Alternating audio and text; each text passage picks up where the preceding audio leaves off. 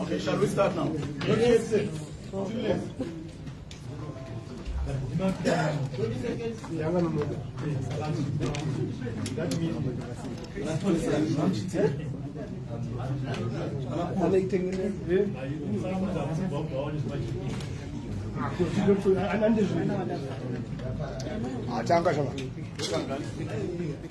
A very good afternoon, ladies and gentlemen. My name is Promise Mkwananzi. I'll be the spokesperson of the CCC as we go forward. We've called this press conference just to give you an update on the situation unfolding in the country and our attitude towards the process thus far.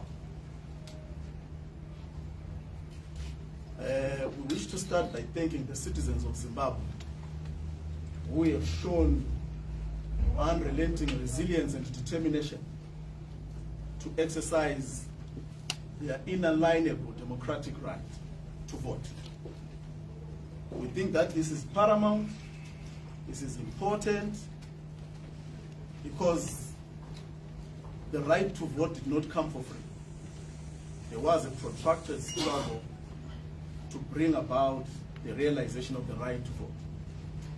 And we cannot surrender that right today. So we continue to urge our citizens to remain vigilant in exercising that right and safeguarding and protecting their expression through the ballot. The next coming days are going to be crucial in determining the future of this country.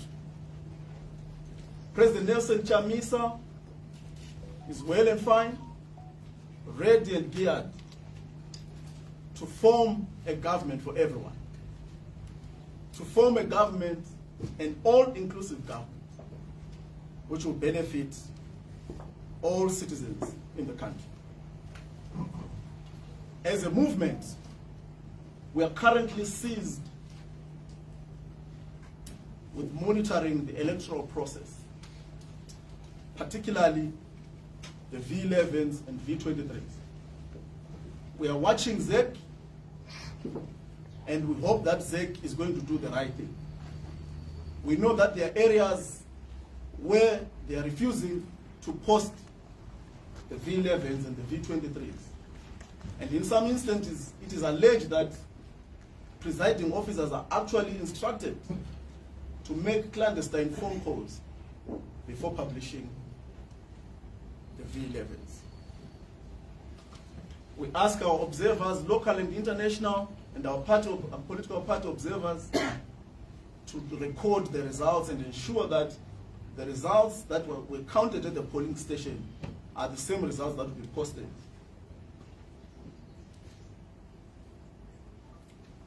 We are still concerned with the process.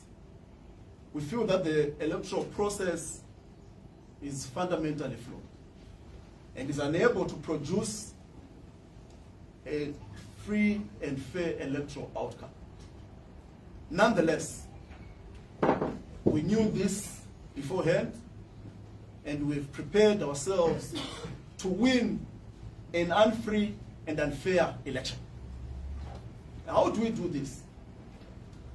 We've done that by registering our people overwhelmingly and ensuring that as much as possible and using all means permissible in a democratic society, we defend and protect our vote. So far, the information we have is that we are leading on the presidential election comfortably, and we are doing well on the parliamentary elections. We expect this trend to continue because the people of Zimbabwe have decided that they want change. And the expression of that desire for change is going to come through the victory of the Citizens Coalition for Change and President Nelson Chamisa. As I said earlier on, we are still concerned about the process, and I'm going to highlight some of the key irregularities, which in our view are sufficient to nullify and invalidate this election by a competent court of law. ZEC had an obligation to give us the correct voters' roll upon the successful nomination of our candidates. It was not to be. The ballot papers, we still did not know who printed them, where they were printed, and how many were printed. ZEC had announced that they printed 7.1 million ballot papers for the presidential election and 6.6 million for the parliamentary and local government election. Now the question that begs answers is, how did we have the level of shortage that we witnessed and the delays in the delivery of ballot papers, in particular in areas that are perceived to be the strongholds of the Citizens Coalition for Change? This is a clear indication of the unwillingness of ZANU-PF and ZEC to be transparent and to provide a level playing field for all political actors in Zimbabwe.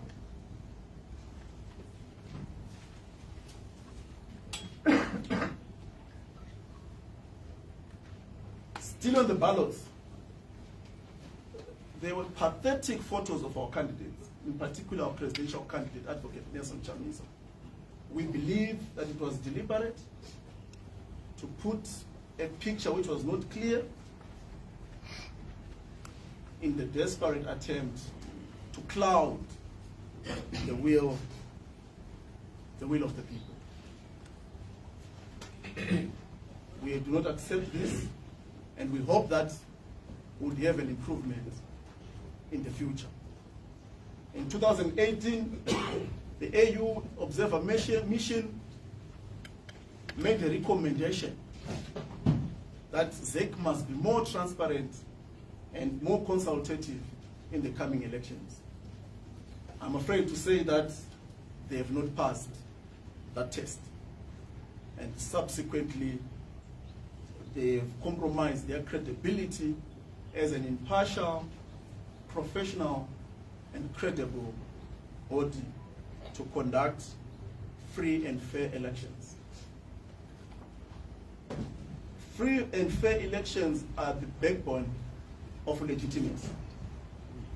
If Mr. Mnangagwa wants wants to claim any veil of legitimacy, he must allow Zimbabwe to have a free and fair election, which in turn will allow our people to freely express their will.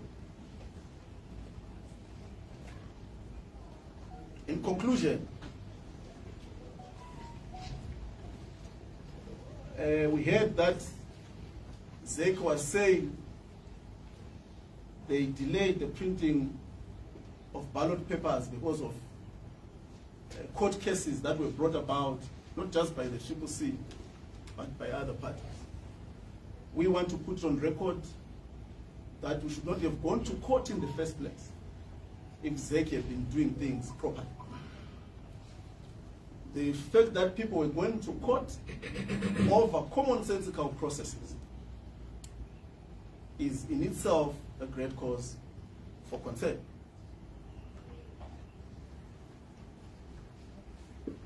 We would not have gone to court if ZEC had done things properly. But the paradox is that if we had not gone to court, it would have been worse. So ZEC must stop making flimsy excuses. They had 5 years to prepare for this election. We gave them a benefit of doubt. Unfortunately, they failed the test. We are also seeing a concern on some of the figures we are receiving on the ground. For example, some of the delimitation anomalies are the fact that we are supposed to have at least between 22,000 and 33,000 per constituent. I'm told that in Mbare, more than 43,000 voted. It means, therefore, that between February and the closure of the registration process, a curious 12,000 additional voters registered. It's a red flag. It's also prevalent in Churu and in other areas. I think I've come to the end of our update.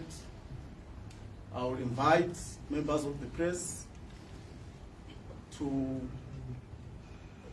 ask questions.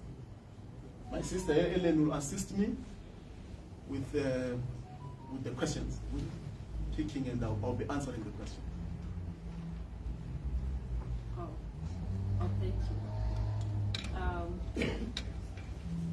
Before we take questions, I think,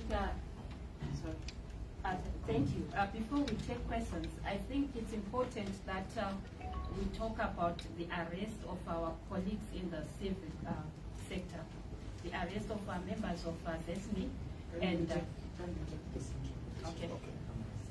As the CCC, we want to reiterate the fact that we are a free country, and our constitution and our laws in general, allow for free space and also allow for accountability.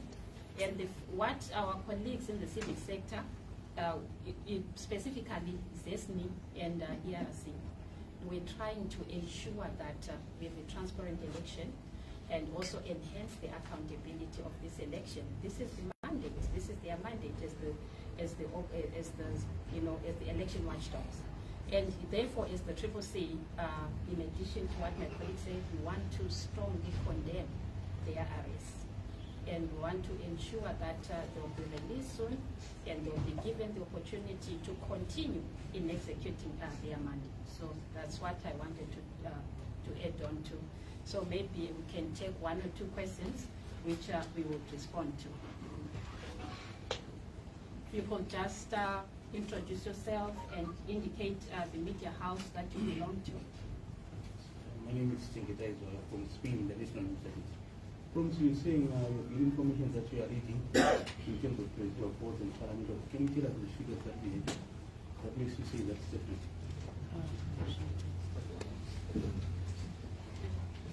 Okay, another one. My name is Duncan Kamba from NTV Kenya. I would want to know the issue that he has talked about unclear picture of your candidate on the ballot paper. Wasn't there time that parties were supposed to verify the images and a sample of the ballot papers? Was that one not done? The third one? Yes. My name is Manashima from Sources Media. I wanted to ask the rumors that Advocate My has been dismissed from the post of the sports. Is it true? You don't have it?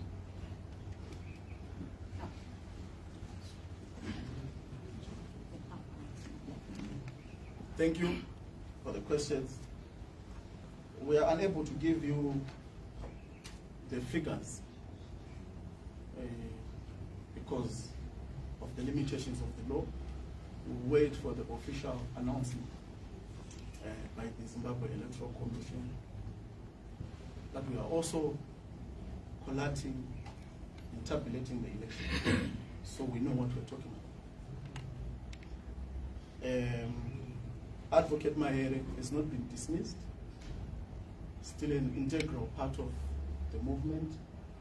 She has been redeployed elsewhere, and the president will state those things. Currently, as you all know, Advocate Mahere is seized with campaigning in one of the problematic constituencies here in Harare. I'm told actually that Hili polling station in a constituency, there were problems around the display of the VLM. So you can imagine the task at hand. I think I would have I've answered those two. I will defer the third question.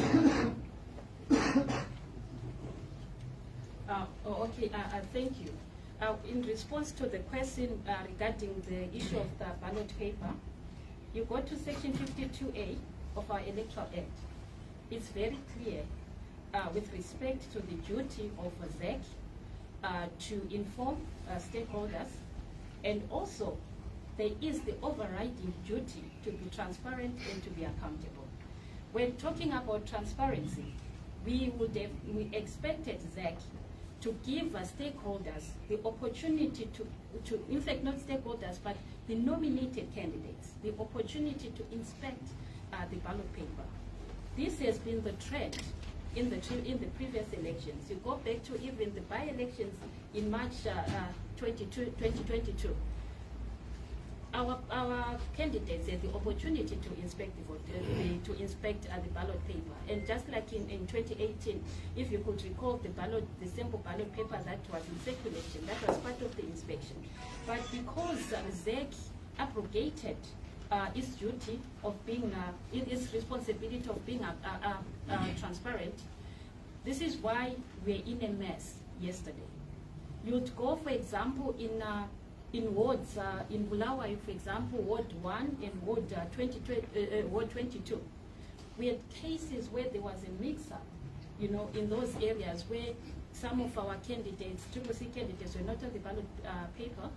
And also you go to one ward in Jimba, you would realize that, there's the name of the CCC candidate, but the face is a ZANU-PF person.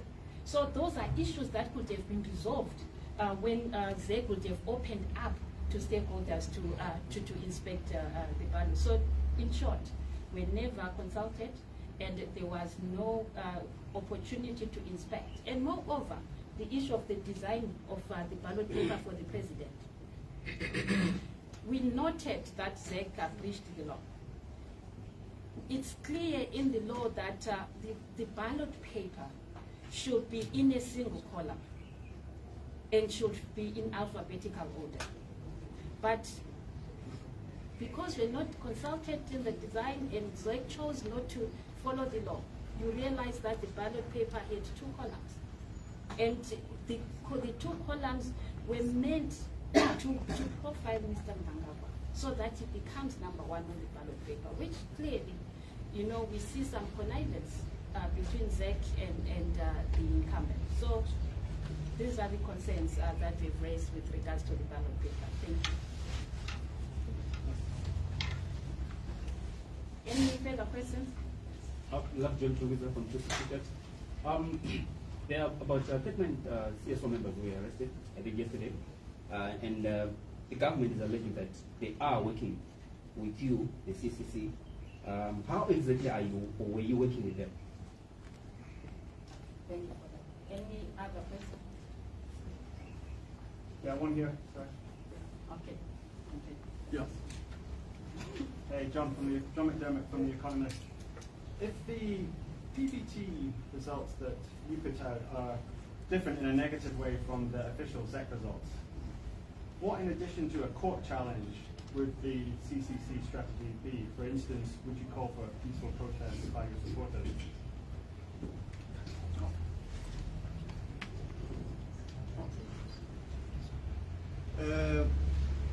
Well, I cannot speak on behalf of the organizations, but to the best of my understanding, civil society organizations are independent and impartial organizations. They work with everybody.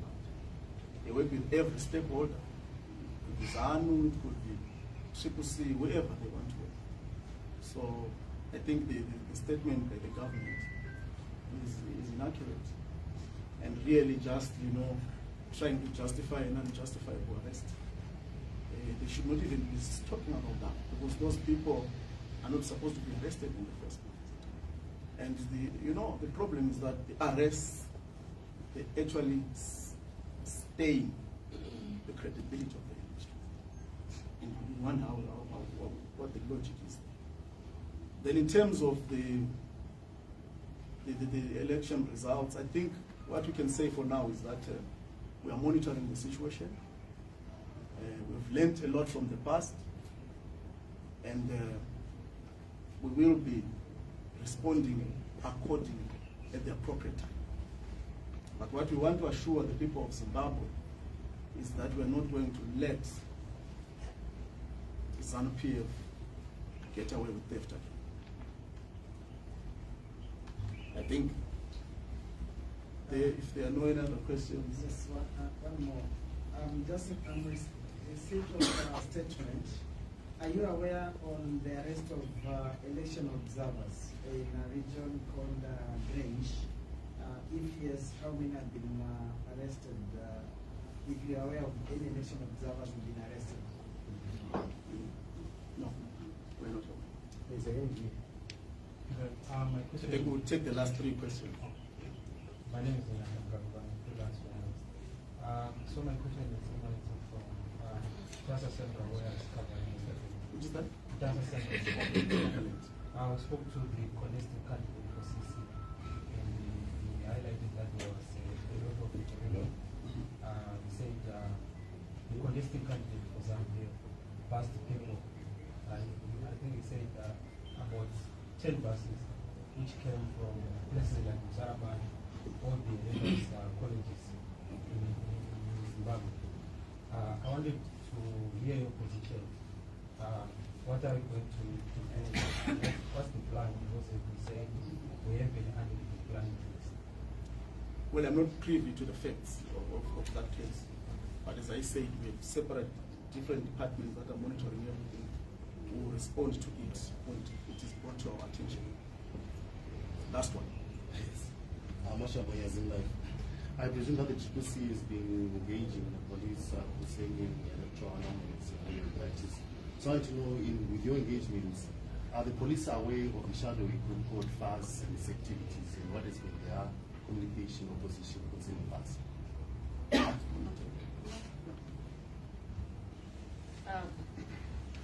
Thank you. Yes, the only engagement that we had with the police with respect to FAS was when they violated citizens and actually beat our people. Like, for example, a case in Mavuko during the voters' roll inspection. The thing is, we all know who FAS is. And even when we report to the police, even when we talk to them to say, these people, they are violating voters, no action has been taken. So clearly, as much as we can report out there, but nothing's been done. So this is why we are saying, as the citizens, we continue encouraging everyone out there not to be intimidated by facts, because we clearly know that it's working with ZANU-PF. And we are aware of the shenanigans that happened during voting, where they intimidated voters. We are aware. This is why we have concerns in some areas, like for example in Mutasa South, Mutasa Central that is talking about. We received cases of intimidation by facts. But then that didn't stop the citizens.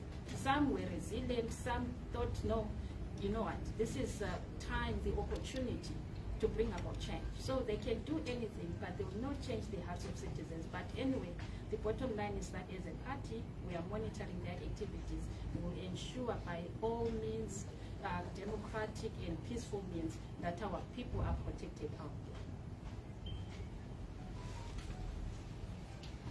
Ladies and gentlemen, we've come to the end of this press conference. Please do note that we will be updating you at regular intervals.